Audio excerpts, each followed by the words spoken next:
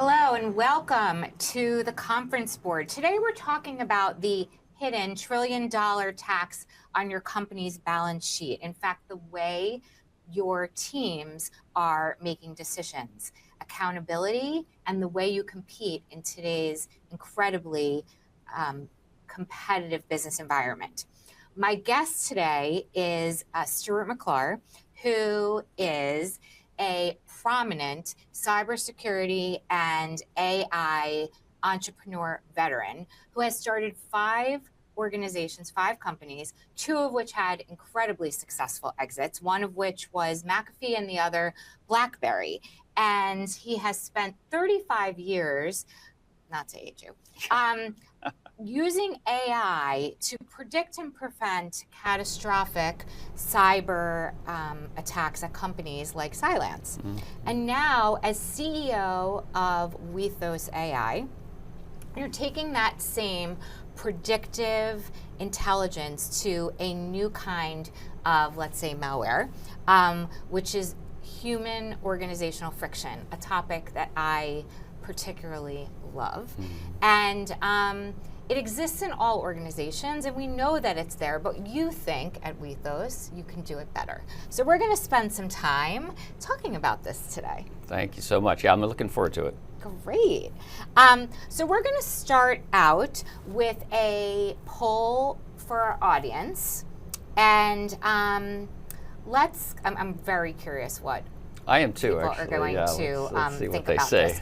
So we're asking you the question, and please go ahead and cast your vote. Thinking about how your team operates today, what's the primary reason that key decisions get delayed? And we have a number of options here for you. So linked to some key biases, information, alignment theory, loss aversion, status quo bias, and anchoring away. What do you think is going to be most popular? Well, it just depends on the audience, and it depends on the cultures inside of each company, which is largely led by the CEO and the executive leadership team. If you ask a Jamie Dimon of that nature, that kind of a question, it's going to be, we just get buried in slow decision making, multiple committees making these decisions that are overly complex, but really they're simple. And it's almost the implicit value that's assigned to us humans for making it overly complex that creates this culture. But then you have others that are startup mindseted or smaller companies that just want to move, just want to pivot fast if they're failing. So I think it depends. I'm really curious to see what comes. I love that you gave us both ends of the spectrum. And let's take a look at what our audience had to say.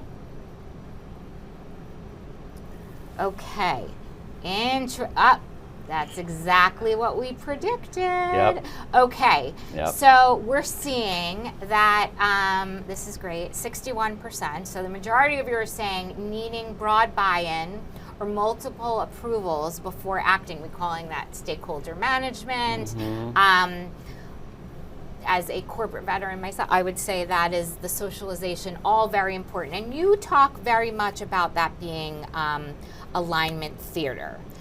So this kind of tees up my next question. So let's talk about what you mean by that and the HiPPO effect, which I actually, I know that well, but I have not heard that term before. I love it. So let's talk about that a little bit. What does that mean? And what's Wethos' point of view on that? So the HiPPO effect basically says that the highest paid officer or individual that's on the meeting often simply gets deferred to. So and I have a funny video to show in a second, but it's pretty much every meeting that I get onto because I tend to be the highest paid officer in that group or meeting, and it becomes almost like pretend alignment. Like everybody's on the call, they're supposed to have a stake in the decision making and own the action, but often their voice gets simply drowned out because we just want to make the boss happy. We just want to make the most senior person happy. It makes total sense. And it's actually leveraging what I call human vulnerability. So I've spent, tell me a little bit about that. So I've spent, obviously 30 plus years fighting cyber vulnerabilities, right? Yep. Systems and Yep. networks and Yep. applications. Now I've turned all my attention using AI into the human vulnerability. So what are our vulnerabilities as humans inside the workplace? It's things like this. It's meetings where your voice is really, really important, but it's challenging for you to be heard. You might be an extreme introvert. Yep. Now, we still pay for your brilliant mind. Right. I want your ideas as a leader, but I can't get them because we're deferring to either the loudest voice or the highest paid officer. But 9 out of 10 highest paid officers simply want the best decisions and the best consensus and collaboration that can possibly be had.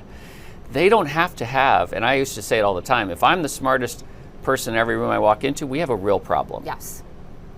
Because there's no way No, that's I can be the smartest person in every single room, nor should I be, by the way. I'm paying people to be smarter than me. So that's where I think all of us as leaders really have to recognize these unconscious vulnerabilities that happen to us every single day. We call them unconscious cognitive biases. Now, they've served us well to survive in the world and thrive as best we can, but they don't always work for every situation. And being aware of those biases unconsciously so that you can be almost what we call metacognitive. You can be thinking, but you also can be thinking about how you think. That brings the best, most powerful, influential ideas to every single problem, which is really, at the end of the day, as a business, you're either making decisions or you're acting and testing those decisions out. That's it. Right. And then feeding it back, hopefully, into a loop, a learning loop where you get better and better and faster and faster. And that's it. I mean, that's all knowledge work is at the end of the day. Well, that's a really great way and a clear way to think about knowledge work, because you often hear about this and we hear about decision making and there's so much data and how do we make the best decisions. We're not talking about today, but we're talking about what happens in the room and the alignment that also happens before the meeting. And I know you've kind of quoted Andy Jassy as well as Jamie Dimon in this whole alignment theater. But let's make this practical. Would love to take a look at this, and we're going to move on from the poll, and we are going to take a look at a Wethos platform demo. Yeah, let's have a little fun with this, obviously, to really hit the point home. So in the demo that you're about to see, they'll roll that out. You will start to see what I call meeting parity. You know, I don't mean parity as in equal, but like parity as in we're going to have a little fun with this. Yep. So as we see every single day, as we join a meeting, there are many different effects that could occur. And the first of which is what we talked about, the HiPPO, or the highest paid officer being present. And this often happens when I get on a meeting, embarrassed to say it, even to this day. Now, Wethos helps tremendously on the back end because now I can completely simulate the decision making based on the stakeholders that are a part of that and need to be collaborated with. So you would do that prior to going into the meeting? Before the meeting. So instead of a meeting being about decision making and trying to get the best voices and the best cognitive diversity to be presented, it's now, okay, we've already had this meeting. We've already discussed about this topic specifically. We're using your specific perspective to contribute substantively to that decision. And now we just have to come on board as humans and take action. We have to agree to the decision or refine it if we don't, and then take action and measure it over time. Right. So that is the most important part. So I don't know if we can tee that up. Yes, we'd love to see, we're gonna run that demo. You should see that momentarily. And then you'll, there we go. The first couple parts are... Why are we here again? We're waiting for Stuart to join, our fearless leader. Sorry I am late, gang. So, what has the team decided?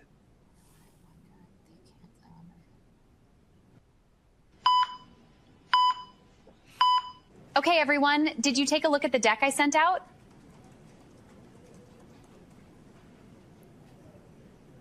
No one looked at it? Okay, let me run you through it all live again right now. I really need your feedback. All right, so hopefully you'll recognize a lot of those moments because we see them every single day in just about every single way. But I'm going to show you how we completely upend this dynamic with Wethos. So you can take any concept, any idea, include anybody in how they think and why they think what they think, and include their perspective and viewpoint into the discussion, all without anyone actually being there. So inside of the Wethos platform, we chose the topic and the goal. We chose the people that need to be involved and own ultimately the decision and the action and be held accountable, which is a big part of the gap in AI today. You can't hold AI accountable for decisions. You have to rely on humans, and for the foreseeable future, you'll need to. But as you can see, each of these opinions and viewpoints based on the topic and the goal is all simulated to an over 90th percentile alignment with how you actually think and bringing your unique perspectives into the workplace and for every decision. So we can do this for individuals and we can do this for the institution as well. So institutional knowledge now becomes quantifiable. We can actually bound decisions inside of cultural controls or mission, vision, values so that decisions do not go off rails from the company, the organization, or the department itself. And the decisions can be auto-assigned. So decisions can be documented, objections can be documented, conflicts can be documented. All of that becomes then a way to simply understand quickly how we made this decision, why we came to be with this ultimate idea of how to fix something or to change things going forward, and then a complete summarization and an accountability system, in effect, for everybody to own now. And in this case, these are all simulated discussions and simulated decisions that now we can jump onto a meeting, and instead of talking about this, we can talk about the solution and if we need it to be refined or if we can take action and start to move forward with it. So this is a big part of, and obviously the voiceover is playing right now as well to sort of walk through it. Okay, great. Oh, there we go. All right. So that is Wethos AI in a nutshell in terms of really changing the way that we think about coming together, making decisions, and then taking action on them very, very quickly. This is the key. Speed, as you know, is not always on the side of a larger organization.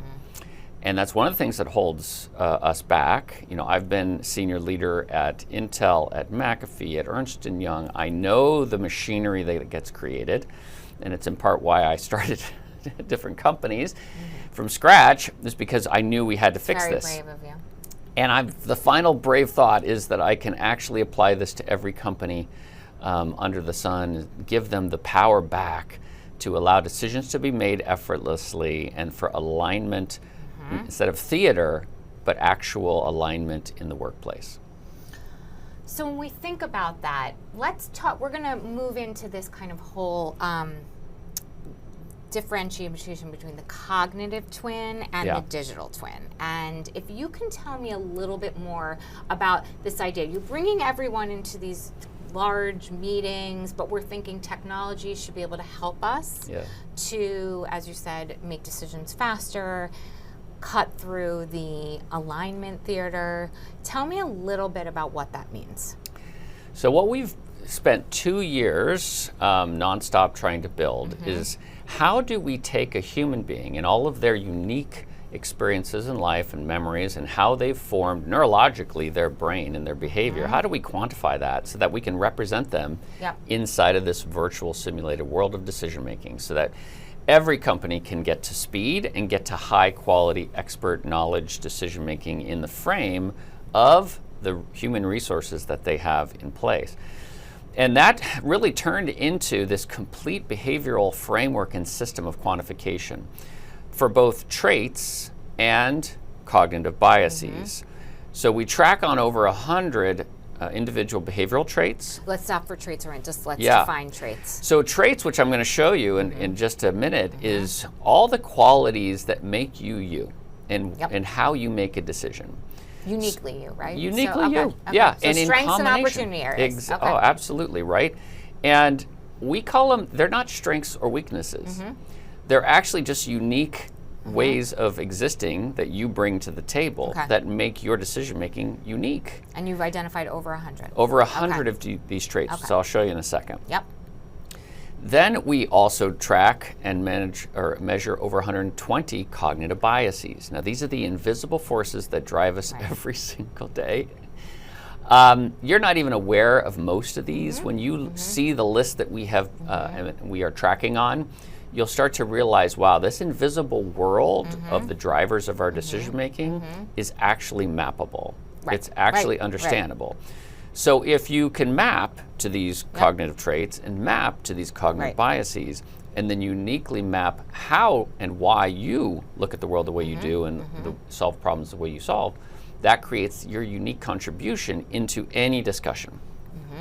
So we map and create what we call a cognitive twin. So not just a digital twin. A lot of people talk and overuse the term digital twin, and often it's for all kinds of reasons. I mean, in cybersecurity, we used to do that because, believe it or not, that was the first I ever heard of the term digital twin was in cyber when we wanted to. What year was that when we think about this? That was probably 2012, 2013. Okay, great. So that term's been around a long time, and it comes from the idea that, hey, we can take anything in the physical world and digitize its function. So we can virtualize its function. Now, why would you do that in cybersecurity? Well, because I can hack it. And if I can virtually hack it without, actually taking down, some sort of like oil rig, or security system at an airport or any of those kinds of things. If I could do that all virtually, now I can harden it. I can make it stronger. I can make it more defensible. And so that's the same concept here, but we're now mapping it to pure thought. And that's where the cognitive component That's the cognitive part, exactly. So quite a unique way of looking at the twinning aspect. So I'm thinking a little bit more about this, and I know we're going to get into Kahneman's thinking systems 1, 2, and you're adding in 3, but also he talks very much about the cognitive biases as part of his work and his argument. Does my cognitive twin grow as I grow? Does it learn? Does the context kind of shape my cognitive twin? I love this topic because honestly, it is. It's something that we get almost brainwashed to believe that once we quote unquote know you, that's how you are forever. It's sort of like the astrology problem. Like, well, I'm a Pisces, so what are you, a Capricorn, or are you an Aries? Like what are to try and understand somebody in that one-dimensional way, as if like you're that way since birth and forever, is quite kindergarten in thought, right? Because we evolve and change and develop all along the way, right? Whatever experiences you've had, typically, unfortunately, us humans only change in crisis moments or through pain, unfortunately. But some of us also change through reward and through success. But the bottom line is we all change. We all evolve. We all learn. We're life. And so you need a system that learns all along the way with you. So evolves with you. And that's what every single behavioral system out there that I have ever been exposed to and know of really falls down, is they believe that you are who you are, that you cannot change, and this that is you will agentic always, AI. This is any system of measure of how you think or what you think. So think of it as sort of a behavioral system of knowledge. It is all, unfortunately, I believe, fundamentally flawed in that way. It cannot see you as a living, breathing system that ultimately changes and morphs. So that's what's so important about this cognitive twin as well. It's not just the full-blown sort of quadrillion space of uniqueness that we create with traits and biases, but it's also simply that we learn about you all along the way. So as you engage with it, as you create your own memories and your own new decisions and your experiences and contribute into it, now it learns who you are at every moment. So if I make a mistake, which is great, right? Because we're operating so quickly today, and I really don't think that you can compete and survive in business without making mistakes and moving quickly and iterating. What you're saying is my cognitive twin will be able to learn at It'll a pace. grow and learn with you. So that if you learned something yesterday and you want to apply it to a decision today, you can do that. It's amazing. Yeah, it really is groundbreaking and innovative technology. Should we take a look at it? Yeah, let's do it. All right, great. So we're going to run our second demo, and you're going to do some voiceover, and we'll talk. We have some time, so let's talk a little bit about it after. Okay. Okay, great.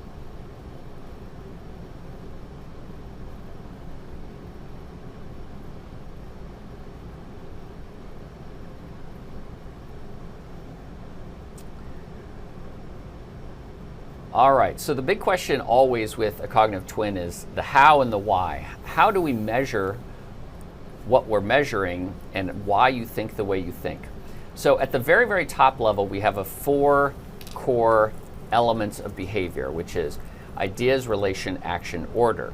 Now, this means that you might be a storyteller or you might be somebody practical. You might need to relate to people as a personal level, or you want to relate to data. And this diverse set at the top level can also be seen through the prism of either being concrete or more abstract. As you can see here, I'm much more abstract by most measures at the top level, which is what you would expect. Yes, yes. But here's where we get into the details. So these are the traits that have been documented and quantified, and my relationship to each of these traits. So I might be low, medium, high. Yep. I might have high confidence in each trait. And the same thing with the cognitive biases. So as it's observed, these are it'd be a shock, right? Innovation bias, overconfidence effect, like all of these things. This is the natural part of it. So how does that play into it? Well, because we know you so well at that level, now I can start to learn about myself more. Yep. I can improve and set any goal I want to for me personally or at work, but also I can actually engage my virtual twin, right? So my cognitive twin. So in here, I'm actually asking, well, how do you know what you know about me and how I make decisions? So it will actually enumerate all of the elements that really make me unique versus a Rita out in the world or anyone else. And it's that uniqueness that we need to present forward, because if you look at how AI is built, it's generic, okay? It's generalized. It's been trained on general data, not on you specifically, and that's where we change the game. And so because of this now, we can actually understand why you make the decisions that you make, and now you can iterate very quickly into the best decision, test it out in the real world, and feed it back into the decision-making system so you can get better. And so this is what Wethos and what we do every single day for every single employee. You could take it from a leader down to their senior leaders, or you could take it all the way to the frontline individual contributor and up into the leaders and managers of those people as well. Great. So let's spend a little bit of time unpacking this a bit. Yeah. So if you and I are part of the team, we're in a team meeting, how would I prepare prior, and then I would feed back in what happened into the meeting? So you can do it a number of ways. One is if you have materials that you've already prepared or thought through, any documents or PowerPoints or whatever it is, you can include that as part of the decision making. So that confines it, or that controls the context. You can also map into drives that you would normally be sharing, like let's say if you're a Microsoft shop, you could go into your OneDrive or your SharePoint drive or whatever. If you're Google, you can go into Google Drive. So you can map your decisions to the institutional knowledge as well as the individual project knowledge. That's amazing. Yes. Okay. So now I can literally set, my vision and my values inside of every single decision. Oh, that's where the culture piece comes in. So- Okay, so we have that. We have the institutional knowledge. Exactly. So if someone says, well, I think we should do this and that, the other, but it doesn't align with my mission or our mission as a company, then that decision is going to be underweighted. Okay. Right? Right. In the decision. Yep. And it, as it should be. Because if it doesn't align to the mission and vision, well, then you either need to ditch it or you need to change the mission vision. Like if somebody says, look, we're only going to make decisions that are, and this is an easy one and a dumb one, but they're all legal and ethical decisions. Right. Like that's what we want. Non-defrauding, legal and ethical decisions, right? And someone makes a decision that is not that. I mean, we have plenty of examples of this with Enron and I was just thinking that. SPF and you can go on and on and on with this, right? Yep. And a lot of the groupthink and a lot of the HiPPO effect all occurred in that. Yep. Yeah, you're just deferring to the smart people, the ones that get paid more than you, right?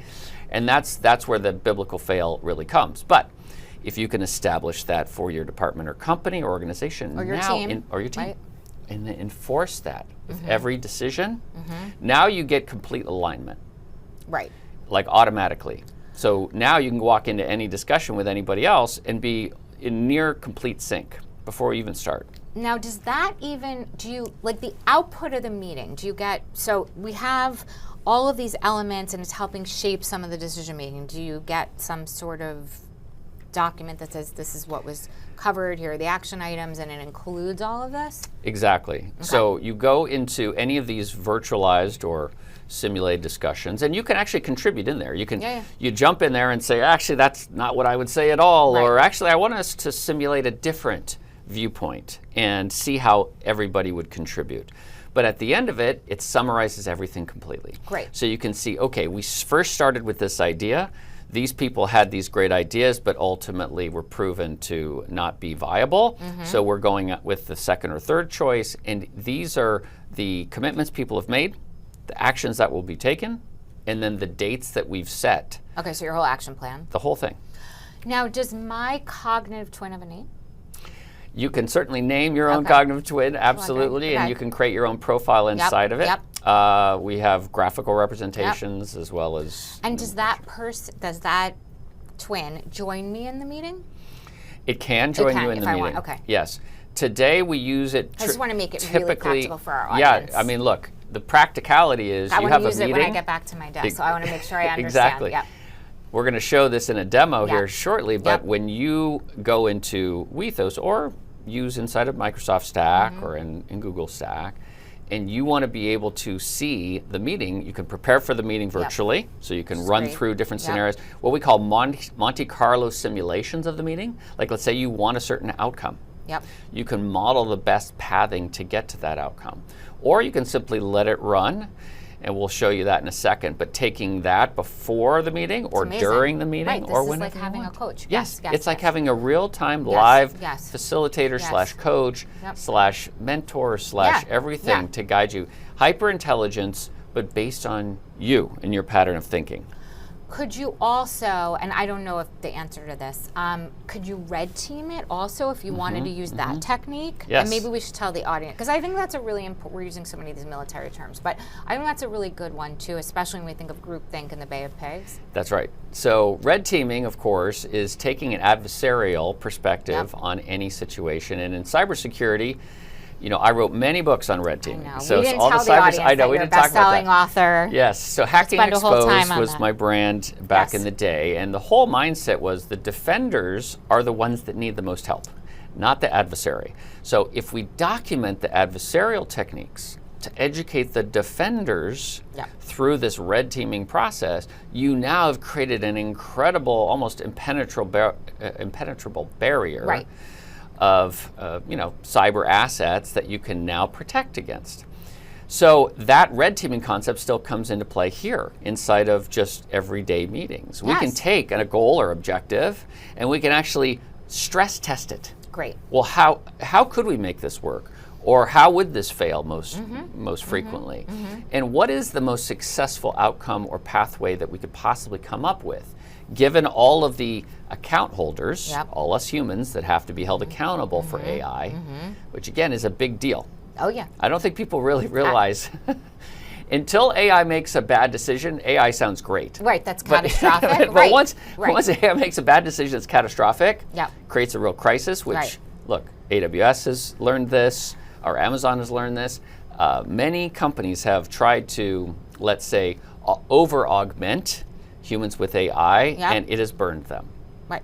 Okay. I think that's really important. That's really an important message for our audience here. Humans have to be the ones that take the ownership. So to be accountable.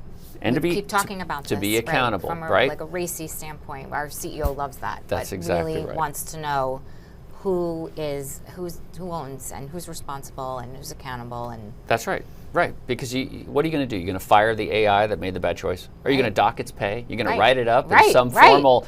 No, that's silly. It's ridiculous. So you absolutely have to have humans in the loop. Yes. You have to have them making the final decision, owning the outcome, good or bad, Right. and then feeding it back in again to the AI to perfect the outcome.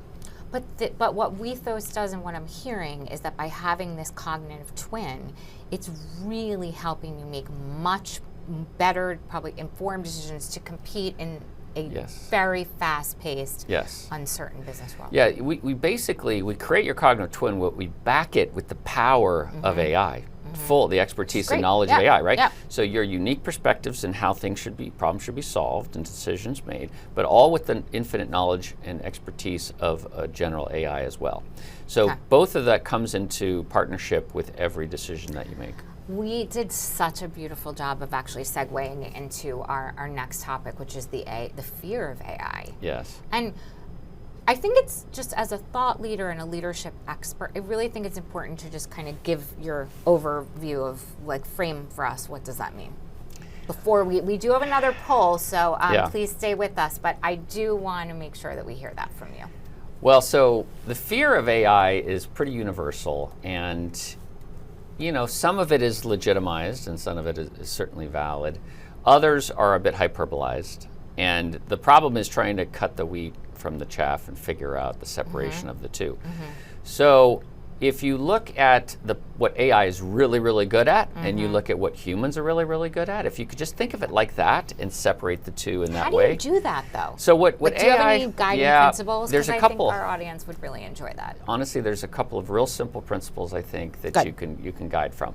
So first is, AI is really good at deep and broad knowledge. So if you have a question, an expertise question, if you want an expert, if you want general knowledge or information, absolutely no problem. That you want to leverage it all day long in every decision that you make, because you don't want to go into blind into these decisions. You want to be able to see the whole landscape. There's a PhD expert that would take you weeks and weeks and weeks to collect all that data of many analysts back in the day. Oh my gosh! I mean, days, weeks, months to prepare this kind of data, right? And that's what AI is fantastic at. So leverage it all day long like that as a tool. But what it's horrible at is accountability. It's horrible at real world wisdom and experience. See, what AI is built in is literally a word predictor. So if you fed it enough words, it can predict the most likely, the most probabilistic answer to any question. But it certainly does not have any wisdom. It doesn't have experience in the real world. No. Like, this desk is physical. I know that. If I hit my hand on it, that's going to hurt my hand. AI will never know that, at least not the models that we've built so far. Okay. So there are a new class of models that they're trying to build called world models. That what they do is called? World models. World models. Okay. So what that means is real simple. They build a world, a 3D world inside of a computer's memory, and then try to train the AI inside of it. Okay. Abiding to the physical laws of that virtual world. To try and replicate the real world. The consequences of what happens from a bad choice. That's right. And, and then over time, you know, days, years, months, whatever, to build this knowledge of what works and what doesn't. So wisdom and experience. But again, it's only in that virtual world. Okay, so from these world models, and for that actually, like, being able to, you know, we're seeing that in everyday corporate America. Where are we? How long do you think that is? Oh, it's many years away. Like 5, 10? I would say 3 to 5 at minimum. Yeah, okay. 3 to 5 at minimum. Yeah, I mean, well, it depends on the scale you're talking about, but yes, in the AI world, that's lifetimes away. But in business terms, no, it's pretty quick. Yeah, it's pretty quick. Now, so we need to be aware of it, but today's immediate threat is not that. But this is a really important distinction. So world models build this 3D world inside of a computer. So it goes outside the mind, right? Outside in the physical world. What we do at Wethos is the opposite. We go inside the mind. We build a 3D model of your mind, how you think, why you think the way you think, and that's what gets infused into these cognitive twins, in effect. Yeah, exactly. All right, great. Thank you for bringing us back to that. We are going to launch our second poll, and we are going to ask you, we're really curious, and I think we've set this up well for the audience in our discussion. As AI becomes more integrated into enterprise decision making, so you can think about that from your team to your organization to the enterprise level, what is your biggest concern? And that's kind of this outsourced thinking, lack of trust, lack of accountability, privacy and culture, or you have no concerns at all. And I can see, all right, so I can see, thank you to all of our attendees that are submitting. What are you thinking is going to be the most important? I'm really curious. I don't want to sort of taint the outcome, but I think the outsourced decision making is really maybe the biggest concern. And we often talk about that in business, long before AI, by the way. Mm-hmm. And I used to challenge all senior level executives that I worked with or those that I advised on, are you insourcing your decision making or outsourcing your decision making? Okay, what does that mean? What would that mean? What that means is, are you actually thinking for yourself? Or are you just calling up Gartner and saying, well, what should I buy? And what's the trends? Or are you calling up a peer that works across the street or works, at a competitor that you know well, and you say, hey, what are you doing?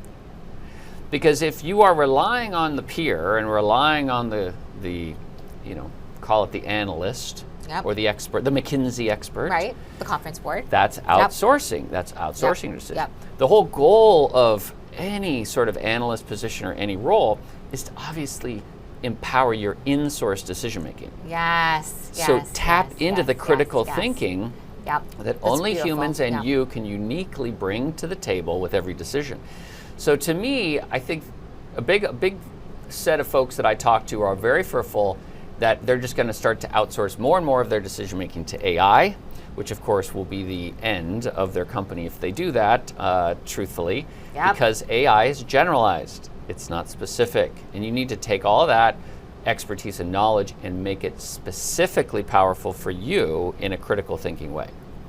That's just really the heart of this conversation. I mean, that's so important for anyone in organizations today, regardless of where you sit, at the individual level, at the team level, at the senior executive level, or at the board level. This is really important. So let's take a look at what our audience said. Oh, yeah. And, yep, you were right. Pretty much. Okay. Yeah, and then privacy culture. Yeah, that's right.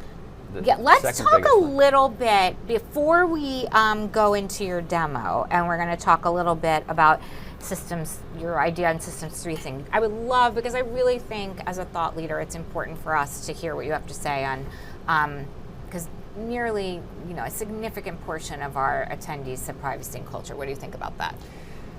Yeah, so privacy and culture is a real concern. Obviously, I think of it too as even bigger than that. It's privacy, it's safety, it's security, it's compliance, regulation. It's all the elements that any sort of significant company has to be bound to. Liability, right? There's a lot of elements and dimensions of this problem.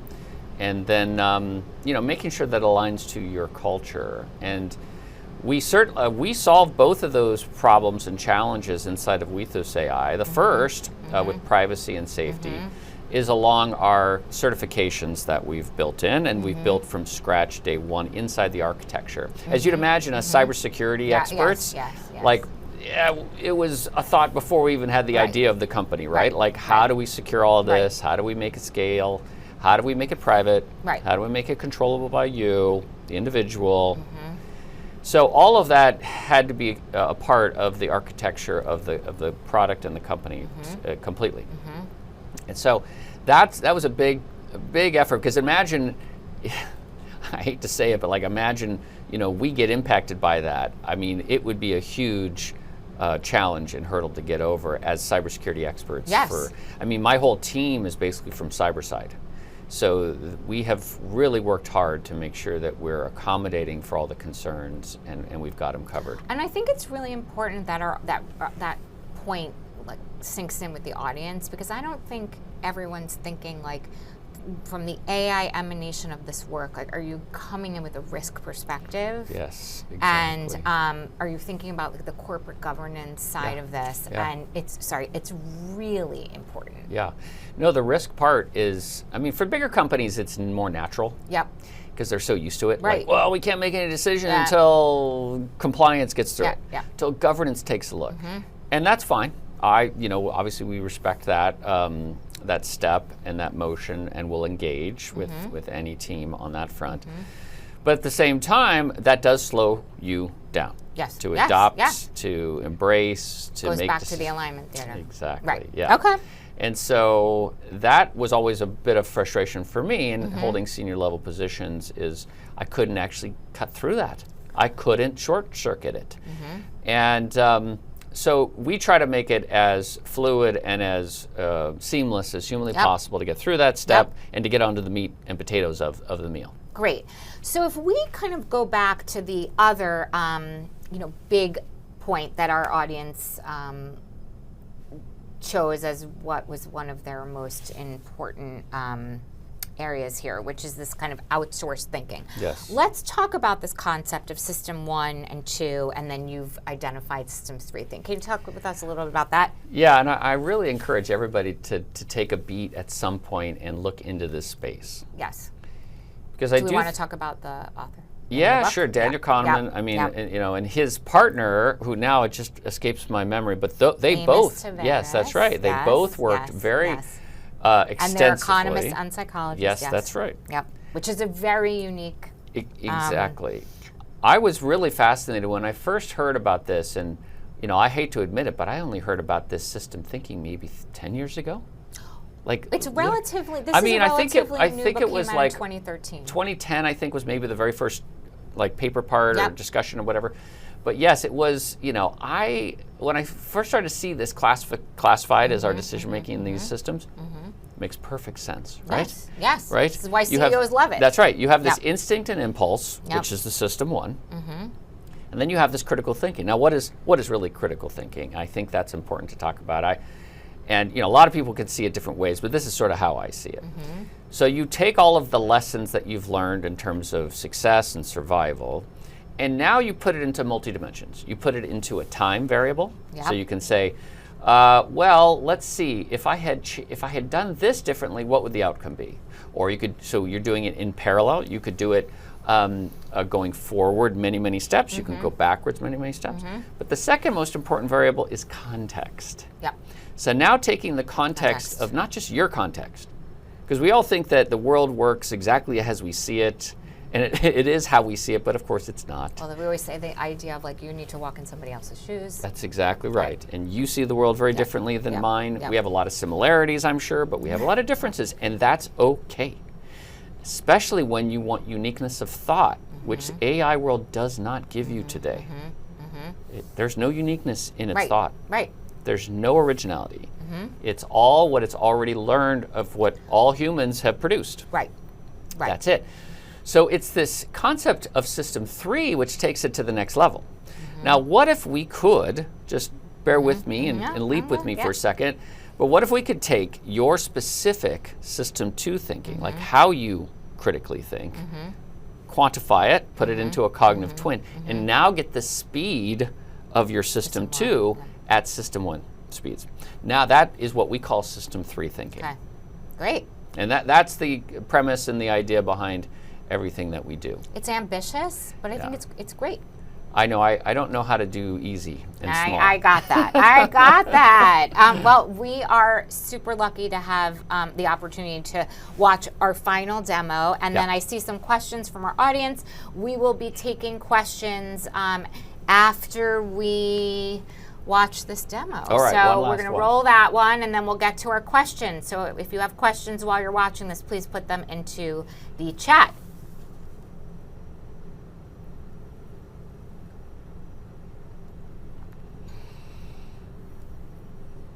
All right, so the final way to look at the problems that we're solving for is to say, look at our calendar. So every single day you've got meetings in here. You want to prepare for one. You want to be able to simulate one. You want to be able to solve for any problem that you might be having in that particular meeting. We measure maybe a half to 2/3 of all meetings require some sort of decision making and synchronization.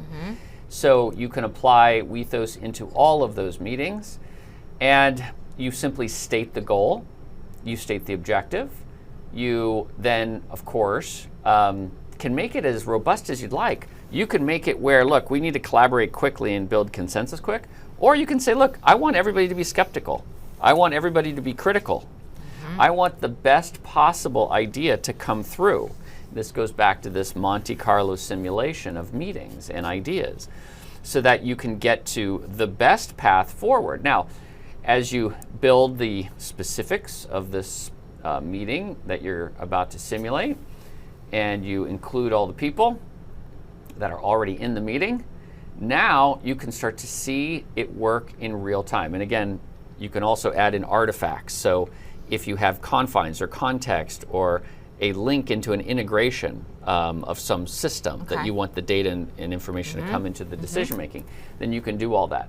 And now you'll start to just see it. Now I'm going to hit the fast forward button here on the bottom right, because otherwise we'll have to wait and see with everybody contributing. But once you hit the fast forward, now you can jump down to the very, very end and see the decision that was made by all of the simulations that occurred from all the participants. And now I can jump in and clarify things. I can make a change. I can adjust. And then I can also call out other individuals and say, what do you think? Are you willing to take this action? Does this make sense? So you get near instant agreement, collaboratively, and now you can really start to take action. And so, what that really means is when you start to look at your meetings, you can literally start to see them shrink down to nothing. 5 minutes, 10 minutes, something like that, because all you're doing is getting on there and saying, hey, we agreed to this. Do you agree in real life? And now let's take action. So that's the whole idea. I love that. As I said, really ambitious. I know. Are we down, you know what I want to know? Are we down to 3 days of work? 3 days a week work? Because that's what I want to know. Is it gonna help us? I keep revisiting that concept. 3 days a week, 4 days a week. I think it might be possible with Wethos, for sure. Sign me up. I'm waiting for it, and I know many, especially our Gen Zers and millennials, which are the majority of the workforce these days. In the workforce right now. Yes. I know. And us Xers are. We still want to be in the game, but I think 3 or 4 days would be great. All right. So what I'd like to do is let's take a look at some of the questions. Yeah, I'd love to. And then I have one question in particular that I'm dying to know. All right, so, the first question is, so for the simulation, so Andrew asks us, you need a cognitive twin of all participants. So can you explain how that works if you have, 5 people in the meeting? Can you explain how actually that works? So when each person is onboarded onto the platform, you can go through 3 different ways of sort of understanding your cognition. Okay, we have everything from an 84-question assessment, behavioral assessment, to an 8-question that represents 98% of the 84, or we can actually do it with 0 questions. So you might ask, well, how do you do it with 0 questions? Yes. Well, right, wrong, or indifferent, the world has created a digital exhaust on you. So you've used the internet for years now, or decades. Yes, it makes sense, right? And without access to any private databases or dark web databases or anything like that, we can actually take a sort of a sliver skim of what you've put out there yourself. This is just Google searching. Right. If we Google search your name, what's coming up? Keep coming. Taking all of that data and now mapping it, and this is where the real science comes in, mapping it into our behavioral framework so that we can understand you cognitively, how you tend to make decisions. Again, this, a 0 question, so what we call an OSINT search would only get you to maybe 65, 75% accuracy into your cognition, but it gets you started. It's the cold start problem, which we all fight and struggle with when you start to get on board a system that has to understand you. So that gets people going. Now you can start to get some of the benefit, and as you engage on the platform, it enriches your profile.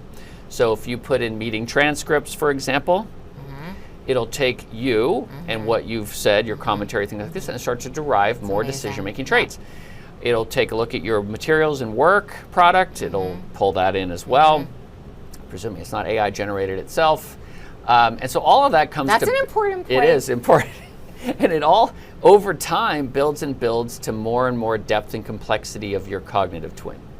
Okay, great. And I think, look, that's the reality of the world that we're operating in today. I think it's important that our audience is hearing that. Okay, so I'm going to go to another question from Jyoti, who says, is having another tool, and this is a very fair question, is having another tool a distraction? Currently, people are already multitasking to the nth degree. So let's talk about that. Yeah. Thank you for that question.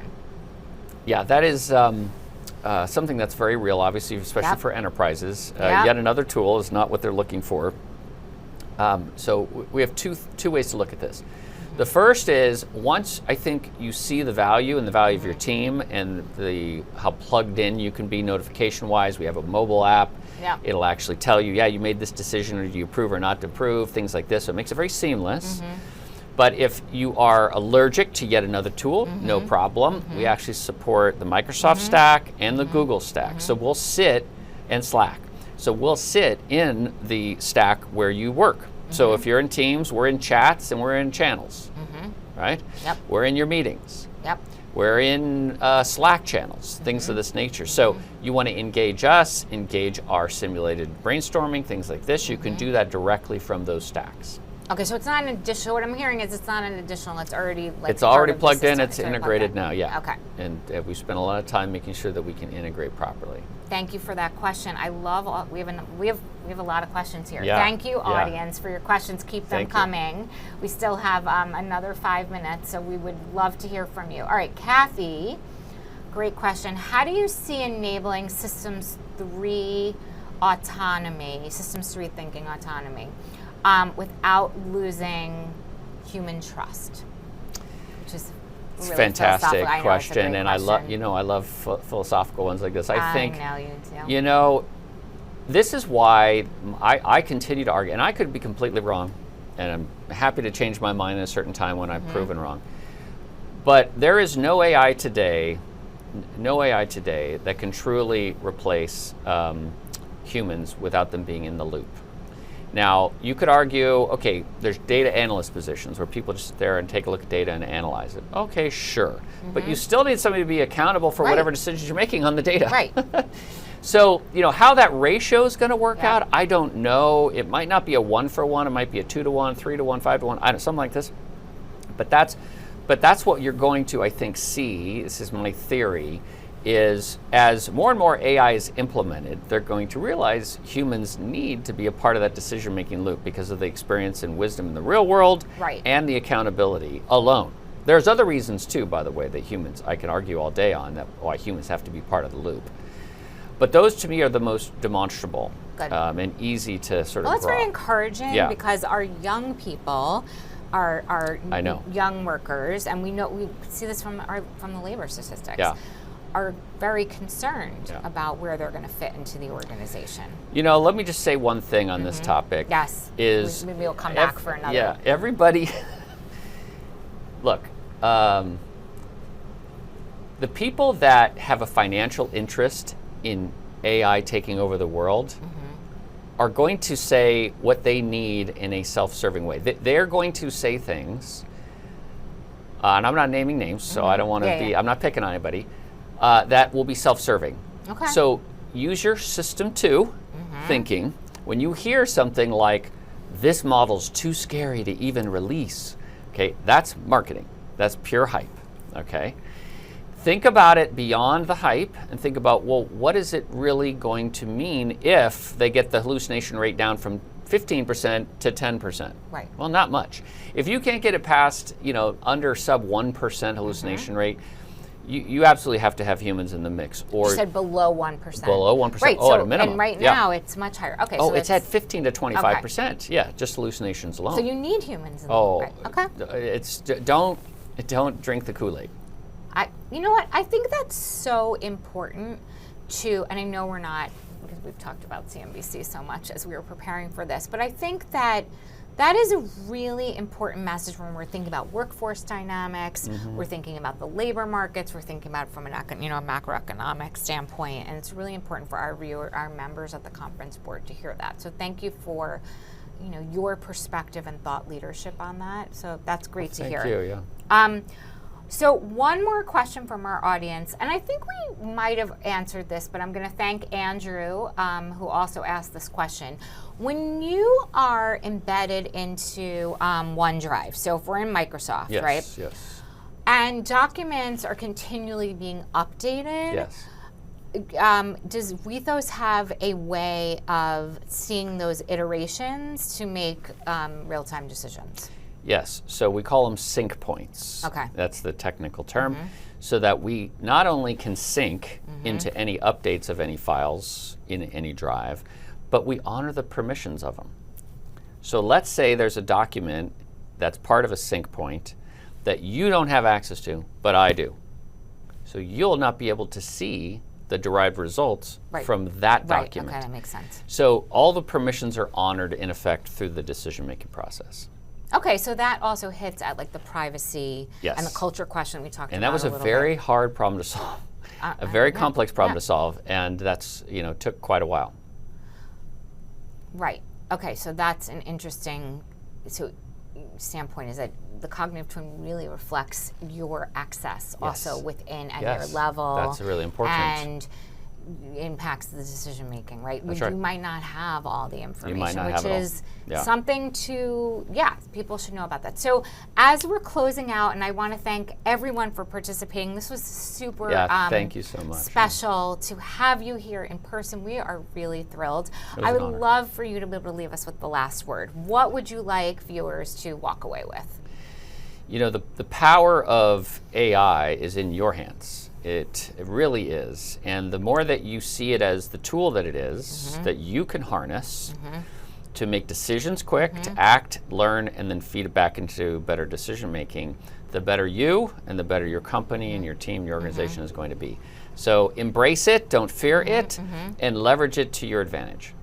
I love that. I'm feeling much calmer than I did when I walked in here an hour ago. You should. It's great. Thank you so much for joining us, Thank you, and we Rita. hope to have you back soon. I hope so. I'm Rita Myerson, and thank you so much for joining us today. We hope to see you again next time.